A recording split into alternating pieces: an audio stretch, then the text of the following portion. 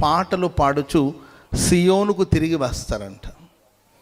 వాళ్ళు ఆనందంగా ఉంటారు, సంతోషంగా తిరిగి వస్తారు. వాళ్ళ జీవితంలో దుఃఖము నిట్టూర్పు ఎగిరిపోతుంది. ఆమెను చెప్పండి అందరూ గట్టిగా. సంతోషంగా ఉంటారు, ఆనందంగా ఉంటారు అనడానికి ఎన్ని పదాలు అక్కడ వ్రాయబడిందో గమనించండి. దేవుని చేత విమోచించబడిన వాళ్ళు సంతోషంగా ఉంటారు, లేకపోతే ఆనందంగా ఉంటారు. దీని గురించి ఎన్ని విధాలుగా మాటలు వ్రాయబడిందో మీరు చూడండి. వారి తలల మీద నిత్యానందం ఉంటుంది. ఆమెను చెప్పండి అందరూ గట్టిగా. అప్పుడే సంతోషించడం, అప్పుడే దుఃఖపడడం కాదు. అప్పుడే ఆనందించడం, అప్పుడే ఆవేదనకు లోనవ్వడం కాదు. నిత్యము సంతోషంగా ఉంటారు. నిత్య ఆనందం వాళ్ళ తలల మీద ఉంటుంది.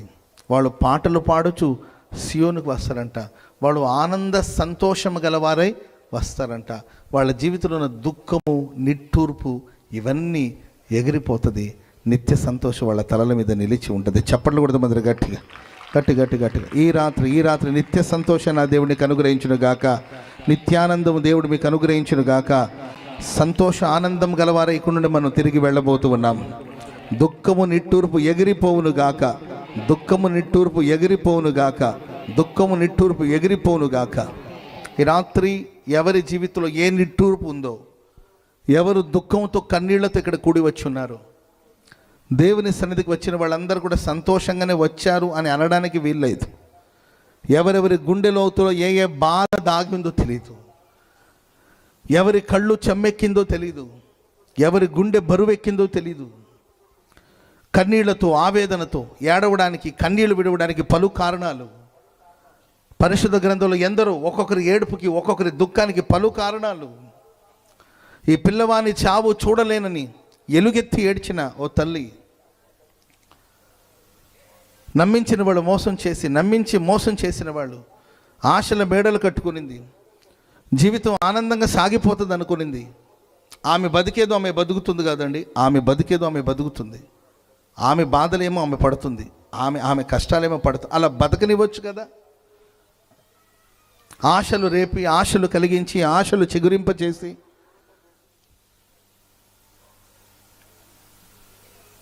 తర్వాత కుమారుడు కలిగిన తర్వాత ఏదో వాళ్ళకి ఇబ్బంది అయిందని చెప్పి ఇంట్లో నుండి ఏమాత్రం కనికరం లేకుండా, జాలి లేకుండా, ప్రేమ లేకుండా, వాళ్ళ భవిష్యత్తును గురించి ఆలోచించకుండా, ఆమె భవిష్యత్తు కావచ్చు, తన కుమారుని భవిష్యత్తు గురించి ఆలోచించకుండా భార్య మాట విని అబ్రహాము హాగర్ ఇంట్లో నుండి బయటికి పంపివేశాడు.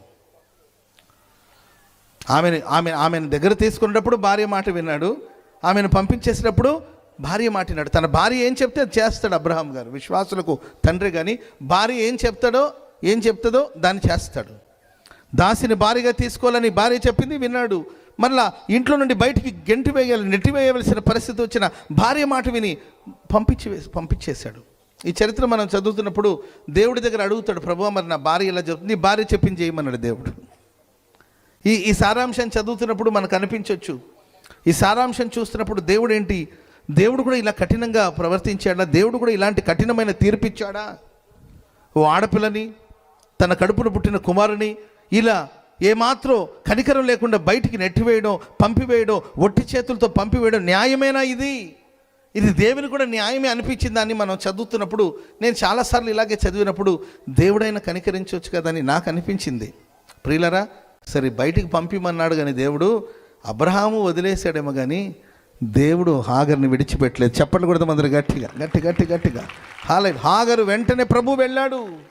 ఆ ఎడారిలో తిరుగుతున్న హాగరు కన్నీరును ప్రభు చూశాడు. ఆ చిన్నవాడు మొరపెడుతుంటే అతని మూలుగుల దేవుడు విన్నాడు. ఈ రాత్రి మనుషుల చేత విడువబడి, నమ్మిన వాళ్ళు వంచన చేసి, మోసం చేసి, విడువబడిన పరిస్థితిలో, త్రోసివేయబడిన పరిస్థితిలో, దిక్కుతోచని స్థితిలో, ఈ బాధ నేను చూడలేను, ఈ మరణాన్ని నేను చూడలేను, ఈ గతి ఏ తల్లికి పట్టకూడదు అని ఏమి చెయ్యలేని నిస్సహాయపు. ఏమైనా చేయాలంటే చేయొచ్చు. ఆ తల్లి అటు పరిగెత్తో, ఇటు పరిగెత్తో, వాళ్ళకి ఫోన్లు చేసో, వీళ్ళకి ఫోన్లు చేసో, ఏదో ఒకటి చేయొచ్చు ఆమె. కానీ నేను ఏమి చెయ్యలేను అని, ఈ పిల్లవాడిని చావు నేను చూడలేనని కన్నీళ్లతో దేవుని అసలు మొరపెట్టిందండి. ఆకాశం ఉన్న దేవుడు ఆమె కన్నీరుని చూశాడు. స్తోత్రం చెప్పండి అందరూ గట్టిగా.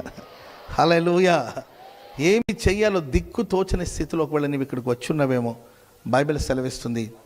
దేవుడు విమోచించిన ప్రజలు సంతోషగానాలతో పాటలు పాడుచు సియోనుకు తిరిగి వస్తారు. ఆమేన్ చెప్పండి అందరూ గట్టిగా. హల్లెలూయా.